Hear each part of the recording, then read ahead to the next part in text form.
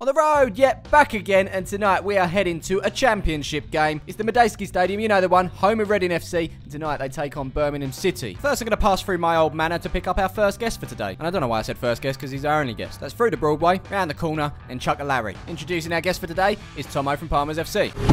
Every time. Oh, hello to you too. But what Tomo's referring to is the fact that I always pick him up from the wrong house. I've known him almost 20 years and I still get it wrong, but I'm adamant that this is his house. But it's not. Anyway, we move on to traffic, where we eventually park up at Greystown Centre. It's a lovely place, said nobody, ever. And Tomo got lucky, he wants to pick up some winnings from Paddy Power. So off he goes. Meanwhile, I'm getting some cash out for tonight. Head back to Paddy Power, where Tomo's taking his time. And now we're in Paddy Power, where it looks like Tomo's placing a bet. Love these pens, was really sad when Argos got rid of them. Yoink. And so it's back to the car. And en route, I check out Tomo's bet. Reading to win and both teams to score. That's £7.50 he's whacked on there. Anyway, we're back, and we are now heading to Reading. That rhymes. Traffic. Lights. And now we find ourselves going over the QE2 bridge. That's £2.50. Damn tolls. Sometime later, we make it to the M3, where we're heading towards Basingstoke in Southampton. Considered Windsor Castle and Legoland, but I don't think they'd let us in. What's this? The M4, which is going to take us to South Wales? Well, we won't go that far. We will go Reading, though. More specifically, the Madejski Stadium. Right about now, we're side by side with the Birmingham fans. Talking to fans is the Reading fans with the Madejski Stadium in the background. We found a car park and found a space. And we've had to pay £10 for the privilege. So it's now time to find the ticket office. Check this sign, and then remember I've left my phone in the car. Whoops. Let's back to the car, and it's just started pissing down with rain. Lovely. Reached the car, grabbed the phone, and now we're walking. Again, and we've made it. This is Ben, and he's just found our tickets. Nice one, Ben. Thank you very much. That's £28 to see this championship tie between Reading and Birmingham City. I haven't eaten yet, so we're going to grab food before the game. Going all out tonight. Double cheeseburger with onions, I must add. And here is the beast. And I'll let you know how I got on with this at the end of the video, but one thing I will say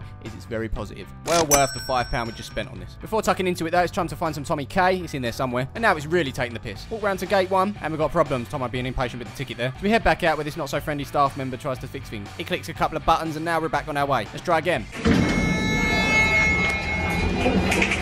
Football! Sorry, and Tomo's just gone in the staff disabled toilet. Now it's time to head to G4 to find our seat. And here's my view for today. Oh, Doris, why you sat there? Now, this steward does not look happy. Could this potentially be a sign of things to come? We shall see. In case I didn't mention it was pissing down, it's pissing down. Big HD screen in the corner there. You know how I feel about screens. I love them. Legroom, not bad. Could be better. And would you look at that? The players are on their way out. I know, just checking if there's any holes in the net. There's plenty, mate. Oh, look at this. Tomo's just gone and grabbed a program for me. That's £3 I owe him. Don't know about the Haribo Tanfastics, though. It's all about the star mix for me. Before kick-off, it's time for a few photos. A few more here as well. One more, mate. We've got to crack on. Now, if this B-Tech Michael Buffer doesn't pump you up for a game, I don't know what does. Rebels fans, now is the time to back the boys and make some noise.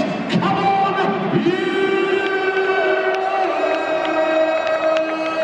And of course, let's get ready to rumble, anti-deck style. The Blues are in red tonight, quick team huddle, and this guy's loving life. More fans like this, please. We're pretty much ready to go in this one, but before we do so, let's get the facts. Name, Reading FC. Founded way back when. We're currently sitting in the Madejski Stadium, which has a capacity of 24,161. Nickname, the Royals. And finally, anything else? Well, yeah, I've got something for you. Obviously, Man City is still in the headlines at the moment with 18 consecutive wins in the Premier League. But it's actually Reading that hold the record for the most consecutive wins from the start of the season. They recorded 13 in 1985. And of course, they went on to win the Division 3 title as well. Happy days, let's go. So let's have a look around. In the south stand, that's occupied by the Birmingham away fans today. Opposite that, we've got the Eamon Dolan stand. We're sitting in the west, which means opposite is the east, as this chance didn't pay off. Meanwhile, up above, these birds are having a right old laugh. Currently sitting here waiting for a goal. And Doris is getting behind the boys. And it looks to have worked and have a great chance for Reading. The corner, though, not so impressive.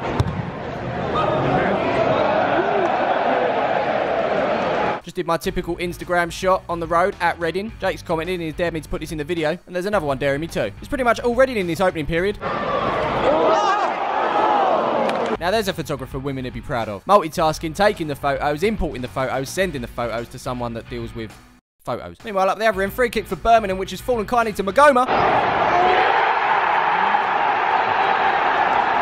Very much against the run of play, but it's 1-0 to the Blues in red. Confirmed, of course, by the digital scoreboard in the corner. Someone else's 1-0 up is my beloved Spurs. If I'd have carried on the M4, I could have been there. I'm not actually sure why this part of the stand is empty. Is that like Bill's making sure that isn't the case? They're like, how's it going, Bill? Sit where you want tonight. It's not a sellout. If you get lonely or bored, though, Bill, you're more than welcome over here. Talking to boredom, the ball boy certainly is. Meanwhile, non-multitasking photographer is making sure he gets the shot. Time for another Reading corner. Better than the last? No way. It's straight behind Doris's head. Smells nice, Doris. Did you change your shampoo? Following that, this happened. And then from the corner, it's taken short. Doris's head is in the way, but we will get to peek around it as this cross comes into the box. Any better?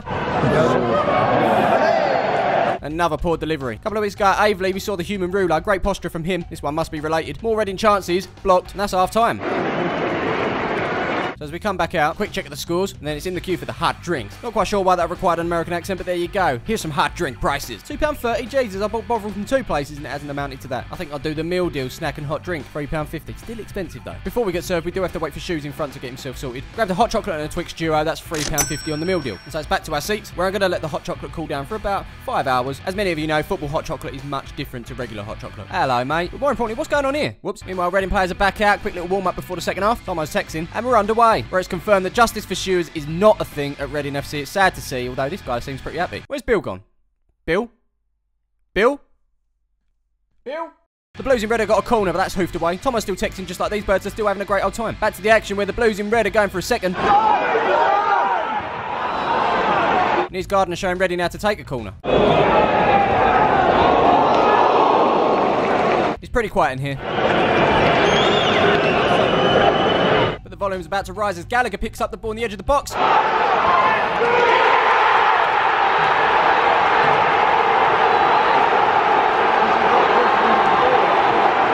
2-0 to the Blues in red, and a big shiny gold star for me because I've got both goals this week. Now, if ex-Man United treble winner wasn't under pressure with Reading fans already, he certainly is now. This lot haven't seen their team win away all season. They might be about to. They've also got a song for the Reading fans. Well, the ones who haven't left yet.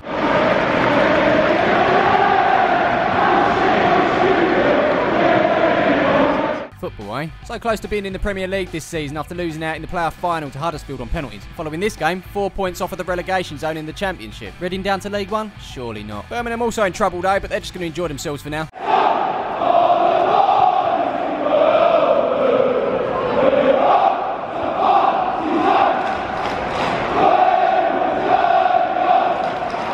Chance for Reading though here.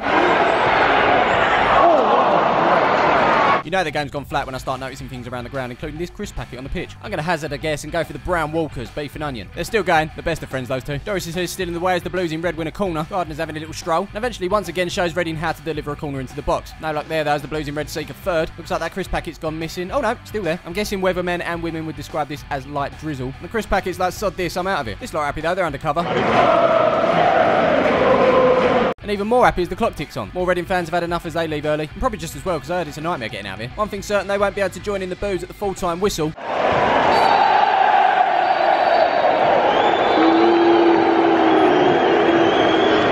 And just like that, we say goodbye to the Madejski Stadium. These don't want to say goodbye though, that's for sure. But they're going to have to, because the ground closes at some point, and of course they've got a 2.5 hour trek back to Birmingham. For us though, just the 2 hours. And as we head back to the car, we walk back with a number of disappointed Reading fans. Was it disappointing for us? Let's find out. As usual, we're going to start off with the atmosphere, and unfortunately on Reading's part, there was none. In fact, I don't actually recall one Reading song. They're certainly not in the best of places right now. Hopefully they can turn it around. It was Birmingham that really brought the atmosphere on the night. Perked up even more with the second. I'm going to give this 2 stars. What about facilities? I was quite impressed, to be fair. I'm a fan of the old tissue box stadiums. Obviously designed to keep the atmosphere in, but didn't really serve a purpose tonight, unfortunately. It was nice, did the job. I'm going to give it 3.5 stars. Food and drink, well, what can I say? Outside the ground, we grabbed a burger that was nothing short of perfection. The bun was perfect, the burger was perfect, the cheese was perfect, the onions were soggy. And at every single bite, I was trying to find a fault, but I couldn't. It was just so good. It was so satisfying that inside the ground, I didn't need anything else, just a Twix and a hot chocolate. The Twix ended up in the hot chocolate to make it more chocolatey. Again, couldn't fault him. For that reason, ladies and gentlemen, the first in the series so far is 5-star on the food and drink, and it goes to Reading. Now, finally, we're talking cost. I spent £49.50 in and around the ground. The ticket at £28, of course, takes up the majority of that, and I feel like they're the more expensive end of the tickets down at Reading. Although when ordering it on the site, I did try and get a cheaper ticket over the other side near the away fans, but there was nothing available, even though there was loads of empty seats on the night. Let's face it, the burger was a bit more expensive, but it was a double burger, and of course, well worth it in the end. Hot chocolate and Twix I felt was a bit expensive as well. Not forgetting the programme at £3. I mean, the question is, was it value for money? I'm thinking probably not because of the game. I'm going to go 2 stars. And so we eventually reached the car, and we're not out of here. We're going to be sitting here for quite some time. Eventually, we do get out there, and the weather is absolutely horrendous, mate. Aquaplaning